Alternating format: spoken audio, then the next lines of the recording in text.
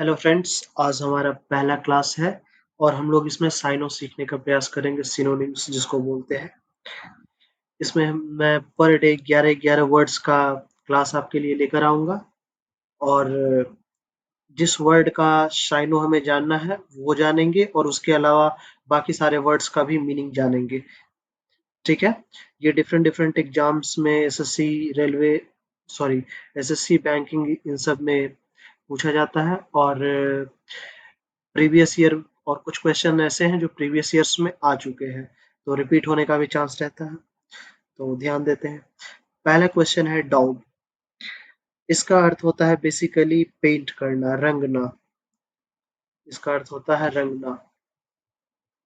तो देखते हैं कि कौन सा मैच करता है। पब्लिश का अर्थ होता है प्रकाशित करना। एडवर्टाइज का अर्थ होता है विज्ञापन करना। प्रोपगेट का अर्थ होता है कार्यान्वित करना। कार्यान्वित करना। तो सही आंसर होगा हमारा पेंट। टॉप का अर्थ होता है पेंट। चलिए नेक्स्ट क्वेश्चन पे आते हैं। अगला क्वेश्चन है बॉडी। इस शब्द का अर्थ होता है अश्लील। इस शब्द का अर्थ होता है अश्लील।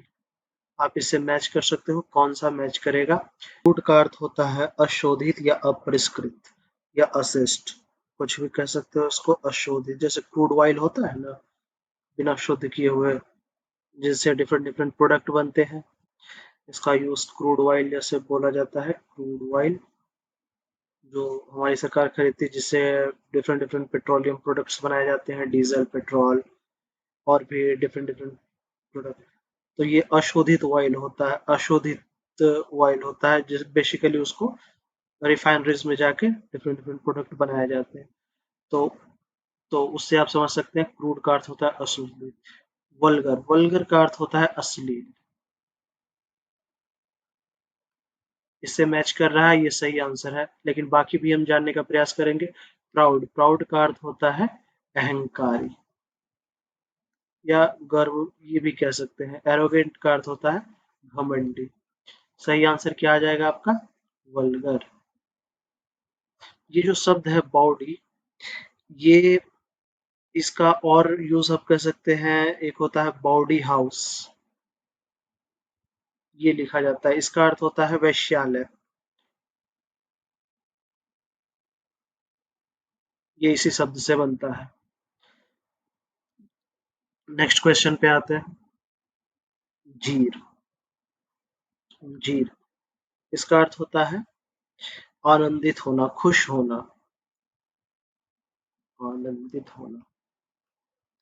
मैच आप कर सकते हो, ये काफी आसान है। आप देख पा रहे हो इंजॉय, ये इसका सही आंसर हो जाएगा। इंजॉय का अर्थ भी होता है आनंदित होना। बाकी क्वेश्चन, बाकी वर्ड्स को देख लेते हैं। इंस्पायर, इसका अर्थ होता है किसी को प्रेरित करना। प्रेरित करना। इनकरेज, किसी को किसी चीज के प्रति इनकरेज करना, उत्साहित करना। रेडिक्यूल, इसका अर्थ होता है मजाक उड़ाना। चलिए नेक्स्ट क्वेश्चन पे आते हैं। एमनेस्टी।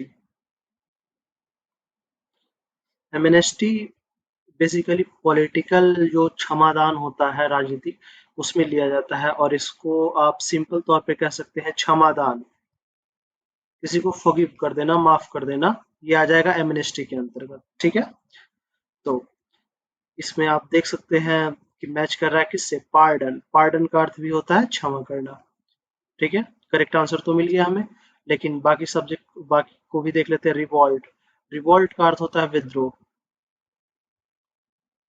जैसे 1857 का रिवॉल्ट हुआ था, रिवोल्ट से ही वर्ड बनता है रिवोल्यूशन। ठीक है।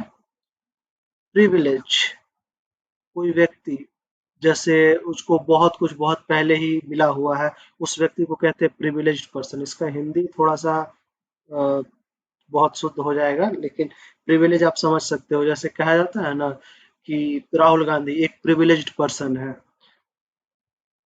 फेयरवेल, फेयरवेल को कह सकते हैं विदाई, किसी को जाते वक्त विदा करना। जैसे इसका सिंपल यूज आप देख सकते हो स्कूल कॉलेजेस में, जब हमारे सीनियर्स जो होते हैं, जब कॉलेज छोड़ने वाले होते हैं, तो उनको फेयरवेल पार्टी दी जाती है। इस सेंस में समझ सकते हो। बेसिकली एमएनएसटी, इसका अर्थ होता है क्षमादान, और इसका सही आंसर है पार्डन। एमएनएसटी का सिनोनिम्स है पार्डन। चलिए नेक्स्ट क्वेश्चन पे आते हैं। सेलेसिटी। सेलेसिटी का अर्थ होता है अभद्रता, अश्लीलता, इसका भी कह सकते हो।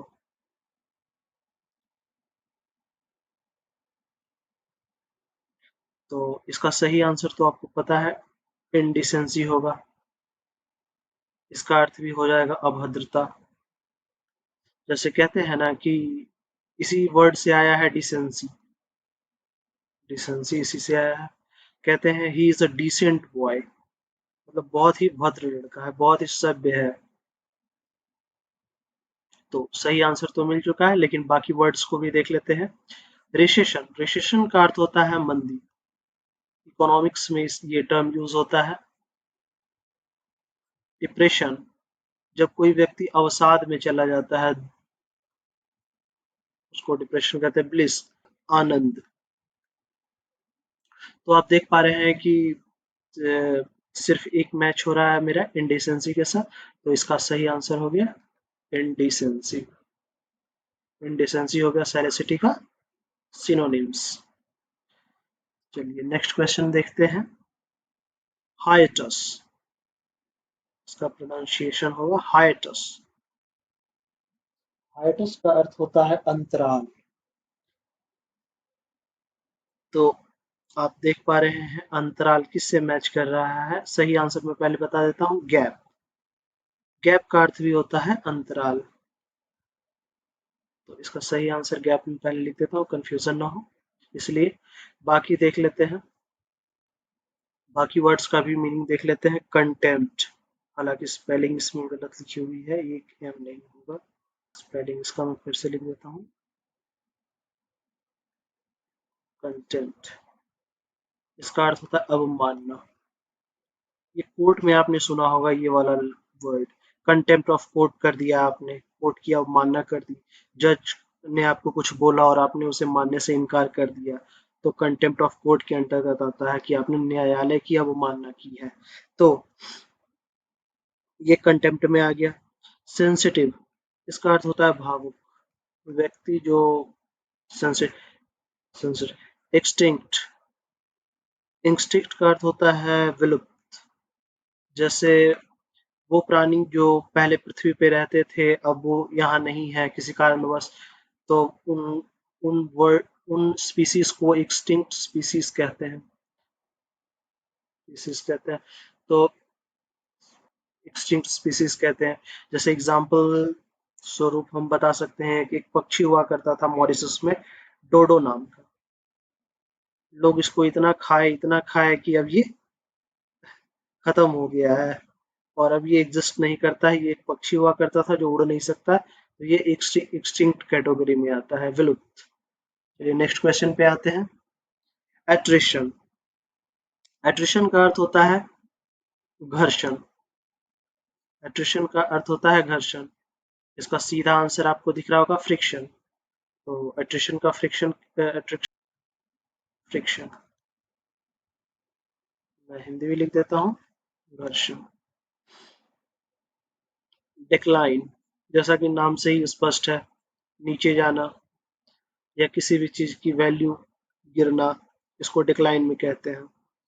डिक्लाइन के सेंस में लिया जा सकता है। अट्रैक्शन, अट्रैक्शन का अर्थ समझ रहे होंगे, आकर्षण। शफरिंग, शफरिंग का अर्थ हो जाएगा किसी चीज को सहना।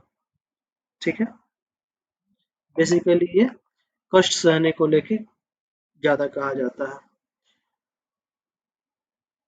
सफरिंग फ्रॉम फीवर, इस तरह का वर्ड यूज होता है ना, I am suffering from fever, तो वो आप समझ सकते हो इसका मीनिंग। हर चीज को प्रॉपर शुद्ध हिंदी में जानना उतना आवश्यक नहीं है, बस आप अर्थ को समझे और क्वेश्चन को आंसर कर सकते हैं। अब आता है कीच। इसको पढ़ेंगे केज। केज का अर्थ होता है भीख मांगना, भीख मांगना। और इसका जो सिनोनिम्स है वो आपको करेक्ट दिख रहा होगा, बेग। बाकी वर्ड्स को देख लेते हैं, आंसर तो मिल चुका है। हाइड, हाइड का अर्थ होता है छुपाना, किसी भी चीज को आप छुपा रहे हो उसको तो कहा जाता है हाइड कर रहे हो। एक्सपोज, हाइड का जस्ट अपोजिट है एक्सपोज, ये छुपाना है, इसको कहते हैं दिखाना या दिखावा करना, जो भी है। हाइड का जस्ट अपोजिट है, एंटोनिम से आप समझ सकते हो। फ्यूड, ये वर्ड इंटरेस्टिंग है, इसका अर्थ होता है दुश्मनी, लेकिन ये नॉर्मल दुश्मनी नहीं है। ये है दुश्मनी को तो आप कहोगे एनिमिटी भी बोलते हैं, लेकिन ये वो वाला दुश्मनी नहीं है, ये दुश्मनी है खानदानी दुश्मनी, जो परंपरागत रूप से चली आ रही है। उस टाइप की दुश्मनी में ये वाला वर्ड यूज हो जाता है, फ्यूड। आप कह सकते हो इस तरह से। तो नेक्स्ट वर्ड पे आते हैं, पेस्टर। इसका अर्थ होता है, इसका अर्थ होता है तंग करना, तंग करना। और यहाँ पे देख पा रहे होगे डिस्टर्ब, इसका अर्थ भी होता है वही, तंग करना। तो आंसर हमारा मिल चुका है। पेस्टर का सिनोनिम्स क्या हो जाएगा, डिस्टर्ब। Okay, gratify. अब बाकी वर्ड्स को देख लेते हैं। सबसे पहले कंसोल, इसका अर्थ होता है सांत्वना देना, सांत्वना। कंसोल का अर्थ होता है सांत्वना देना, ठीक है। डिस्टर्ब का अर्थ तो बता दिया। ग्रेटिफाई, ग्रेटिफाई का अर्थ होता है संतुष्ट होना। इसको एक और आप अच्छे से समझ सकते हो इस वर्ड से, सेटिस्फाई। ये इसका सिनोनिम्स ही है।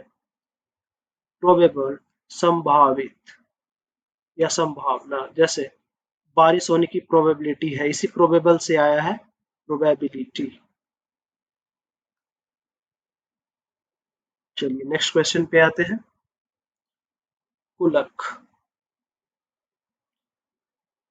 कुलक, कुलक का सिंपल मीनिंग अगर हम देखें तो इसका अर्थ होता है किसान, ठीक है, वन वर्ड। और फार्मर, आपको आंसर दिख रहा होगा, फार्मर का अर्थ भी होता है किसान, तो सिनोनिम्स क्या हो गया कुलक का, फार्मर। लेकिन अगर हम इस वर्ड को देखें तो ये वर्ड जो है अपना एक विशेष अर्थ रखता है, स्पेशल मीनिंग है इसका। ये बेसिकली रशियन किसानों के लिए यूज में आता है, और उन किसानों के लिए यूज में आता है जो काफी धनी है, जो लेबर हायर करते हैं, बहुत बड़े लैंड पे कृषि करते हैं, उनके लिए ये वर्ड यूज होता है कुलक।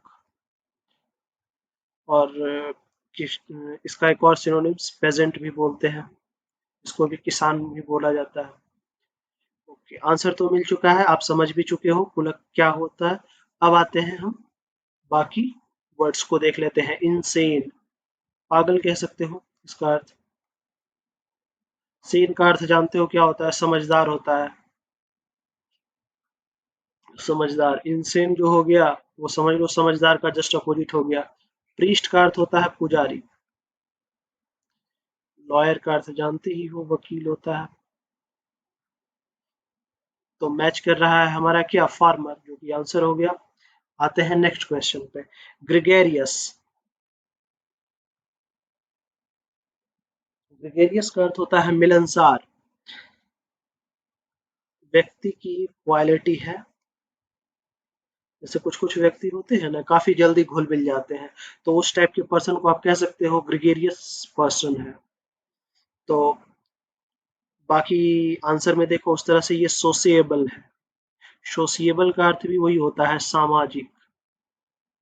व्यक्तियों की कैटेगरी होती है ना, कुछ लोग इंट्रोवर्ट होते हैं, कुछ एक्सट्रोवर्ट होते हैं, कुछ सोशिएबल होते हैं, बहुत सारी क्वालिटीज होती हैं, तो उसमें से एक है सोशिएबल, सामाजिक। ये व्यक्ति, इन्हीं सामाजिक व्यक्तियों को ही एक हिसाब से आप कह सकते हो मिलनसार।